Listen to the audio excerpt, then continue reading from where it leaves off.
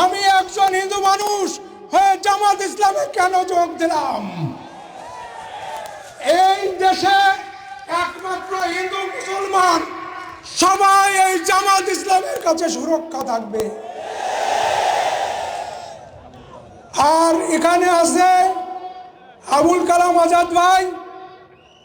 এই আবুল কালাম আজাদ ভাইকে আপনারা আগামীতে এমপি করতে পারলে আপনাদের যে কোনো সমস্যা আছে সেই সমস্যা সে নির্মূল করবে। আর এখনো যদি সে কোনো কিছু চায়, আমার নেতা মিয়া গোলাম পরোয়ার আর ডক্টর শফিকুর রহমানের কাছে আমরা ক্ষমতা আসিনি, তাতে কি এখনো কাজ করতে পারবো। আর আপনারা এই যে 5ই আগস্ট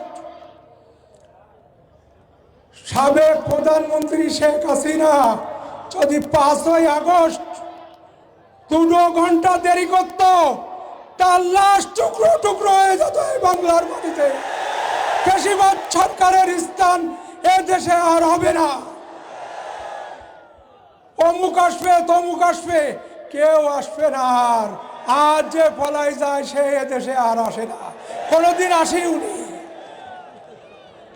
আর আমরা আগামীতে এখানে কালাম ভাইয়ের হাত শক্তিশালী করে এমপি বানাই নিয়ে সংসদে যাব।